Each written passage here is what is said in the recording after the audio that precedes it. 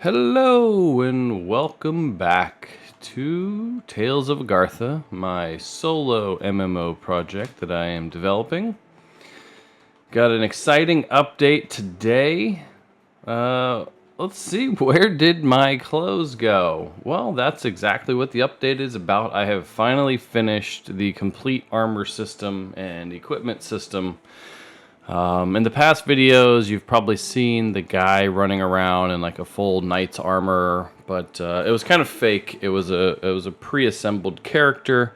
It wasn't actually equipable, but I've finally gone back and created the character in a way that I can equip armor, and so this is the base model, at least one of them. Obviously, when you create a new character, you're going to have access to full character customization, different hairstyles, facial hair, body shapes, skin colors, elf ears, tattoos, earrings, all those sorts of things you would expect in an MMO, different races and male, female, all of that. But for now, this is my default guy, Mr. Hairy Caveman, and he serves the purpose well. I did a little bit of an overhaul on my character screen as well. I actually updated some armor slots. I added some new armor slots. I rearranged some of the stat windows. I finally fixed my my tooltips to show you what each stat does. Some of them are renamed. Avoidance is now evasion.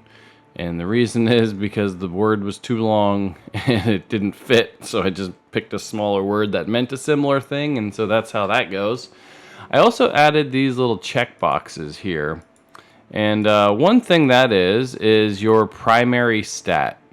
So as I'm thinking about the game more and more, I'm almost leaning towards a classless system where you almost just build up the class you want based on the choices you make and the skills you do. I don't know. That's just an idea I'm floating out there. But the idea with this is that you select a primary stat. Every time you level, you get +1 to everything. But whichever stat is your primary stat, you get an extra bonus. So we'll just show you that in action. So I have power selected. I'm going to loot my little super XP herbs, because these are like my little test objects to level. You can see my experience bar filling up as I loot them. So let's just grab a bunch, try to create a level. So you'll see everything go to 8, which corresponds to my current level since I have no gear. And then power is getting that extra +1, so that'll go to 15. There we go. Power got 2 bonus points and everything else got 1. And you can actually change that on the fly. So every time you level, just pick one that you want to get that extra bonus, and it'll allow you a very simple modular way to, get a boost in stats as you level to different things that may be relevant at the time. So that's a cool little feature. I tried to color match the codes so that it feels intuitive and makes sense, and you can only have one selected. Maybe a talent or something would allow you to pick 2 at a time. Who knows? A lot of possibilities there. Anyway, I've rearranged my spell resistances, and I can show you the full 10 elements that exist in the game, all corresponding to the different colors of magic. So you have your primary colors, red, blue, and yellow. Green is not a primary color, but we're going to add it in. So we've got fire, water, nature, wind. Then you have earth, which is brown. You have metal, which is gray. So earth and metal are 2 separate. And you can think of metal resistance as resistance to melee. So spellcasters will want to have metal resistance. And that basically means you are resistance to swords and axes and things. Earth and nature may be similar, but I think of nature more as plant life and growth, whereas earth is more of rocks and sand and the actual terrain. So I wanted to differentiate that. We also have light and shadow, kind of holy and darkness. And then these last 2, represented by orange and purple, is essence and void. So the void is the ether. It is everything in between everything. It is the stuff that fills the emptiness. And so you have void, which is separate from shadow. Shadow is more about darkness and death, whereas void is kind of its own ethereal its own ethereal category. And then essence is something that's important to the story of the game, and it's called the spark. And essentially what that element is, it's the element of life itself. It's the thing that brings things alive. So everything that is alive has essence. And one of the classes that plans to harness essence is the engineer class. And they will create golems and bring inanimate objects to life, harvesting spark and essence and imbuing, inanimate objects and to become living, moving creatures. And so those are my 10 elements. Right now I kind of have default values, but you'll be able to build resistance to all of those classes. I did expand my slots, so we now have the head, the shoulder, the chest, gloves, legs, boots. We now have a necklace and a bracelet, 2 rings, 2 trinkets, and 2 trophies. The trophies are something I plan to have on the mount. So as you mount up, maybe you kill a boss and you capture their head or their giant tooth or some fang or a talon. You can actually attach that as a trophy item. It may have some stats. It may just be a visual item, but you'll actually be able to attach that to your mount as you ride around and kind of show it off. And so that's the trophy system. Trinkets, let's see. Yeah, pretty straightforward, little things. I'm actually not calling them trinkets, but I feel like most people are familiar with that. They're actually going to be called a curio, which is a curious item. Anyway, enough rambling. That's the basic updates. I did fix my stamina system as well. Some time back, I was showcasing this and it was a little bit broken. When it runs out, it actually stops. So now he will stop sprinting. After a few seconds, it will start to regenerate. And the nice thing is as it's regenerating, you can tap into it and sprint. And it'll use it up. You can wait for it to regen after 5 seconds, and then you can use it again as it becomes available. Got some new test creatures coming into the works. More on them later.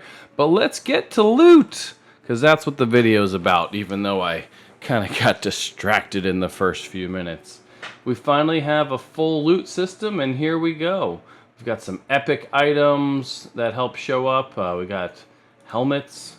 And so a few things that we needed to solve with the loot is that there's a thing called blend shapes, and they're basically different size bodies, and as I attach loot to different size bodies, it needs to be able to adapt. And so I've fully integrated the blend shape system into the armor, so it will respect the size and shape of your character as you equip. The other thing is, because my character is actually modular, I'm able to toggle off pieces of the body as I need. And so you can expect as you equip certain helmets, things like hair and beards actually need to be hidden. And so the whole body was designed to be modular, and each item has certain flags it can call, so that if you equip it, the helmet toggles those off. And so there may be other helmets, for example, like this one, where it just needs to toggle off the hair, but because there's nothing interacting with the beard, you get to keep your beard. So, I mean, it's not ideal, but you don't want the beard crashing through the metal. It may look a little weird. But yeah, that system works. So we got our first couple helmets. I've added 3 helmets just to start. Again, this one hides the hair and beard. Got a couple chest pieces. They loot. Got another one. And so the chest pieces, they can all go on. You just right click, swaps them in and out. They've got all of their stats. They update. Got some legendary boots, so let's put our boots on. Got some pants. Let's see, we got shoulder pads. Let's put our shoulders on, and the last one is we have some gloves.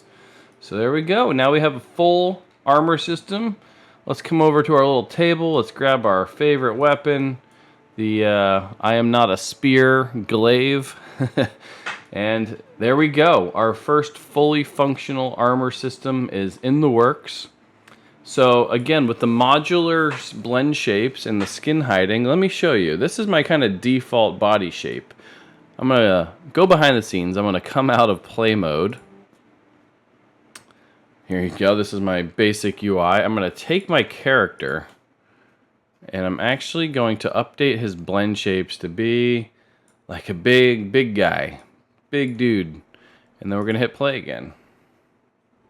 And so as you can see, as I've updated my blend shapes, I now have this big dude, and the armor fully respects my body size. So as your character customization is being built out on your character screen, no matter how you choose to make your guy, the armor will respect it. And then in the reverse, say I want like a little skinny guy. Let's see, let's go full skinny and hit play again.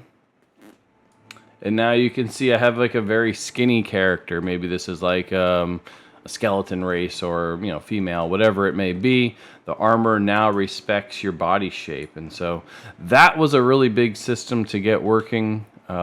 Essentially, there are flags on the base naked model that have blend shape values, and I had to find them as you equip. There was a few other technical difficulties, which I'll touch on a little bit.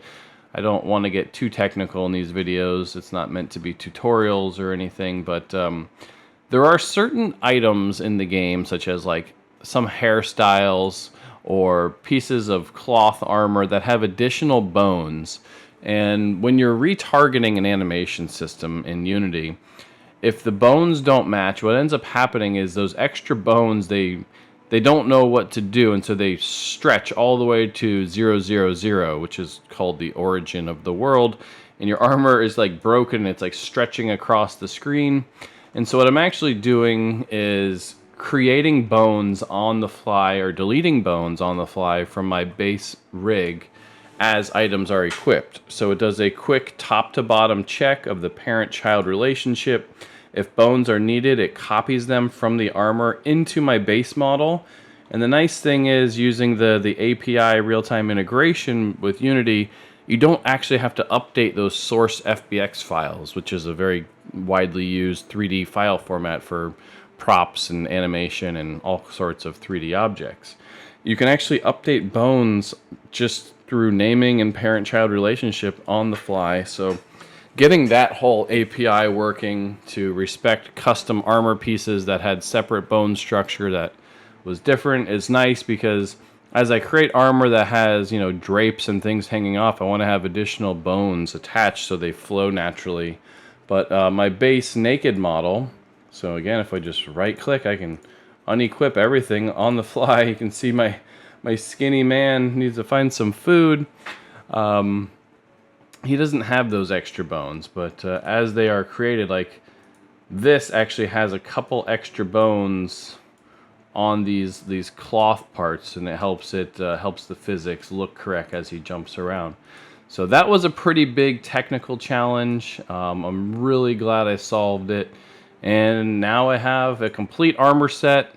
Obviously, necklaces and rings and things like that don't have a visual element, so you just equip them. There's no 3D model, so I haven't made any yet, but it's straightforward. There's really nothing to solve there. It's just a 2D icon that's being attached. But yeah, that is the update on the armor system. Huge things are moving forward. The other thing, I've refixed my loot ejection, so it's a little bit more uniform. As I loot, it should create like a nice even fan. Hopefully it works. Live demo in front of the chest. And it's a little bit more predictable on how my loot's can be ejected. So as you can see, we have 5 items. It's kind of in an arc right in front, and it makes it really easy. The other thing is, as I looted all that gold, you can see the pop-ups. I've staggered them, so as you loot multiple things quickly, they don't overlap on top of each other. But I mean, look how nice this looks. Oh, we got an epic. And so epics and legendaries now have this additional bright little like loot thing that comes up. It looks nice. Still a little bit of work in progress, but yeah, the ejection of this loot is much nicer. You can't even see the orange because the sand, but that one has it too. So it's a little bit more predictable. Again, see the staggered pop-up as you collect. So that was fun, refixing the physics on that. A little bit more predictable, a little bit safer way to collect loot. So that's the update for this week. Full armor system in action. The stamina system is working. The primary stat system is added. A couple new equipment slots. Trophy system. Lots of cool things. All of the spell resists. And we are on our way to building this solo MMO. Thank you for watching. Stay tuned next time for more and more updates. Tales of Agartha. I'm out.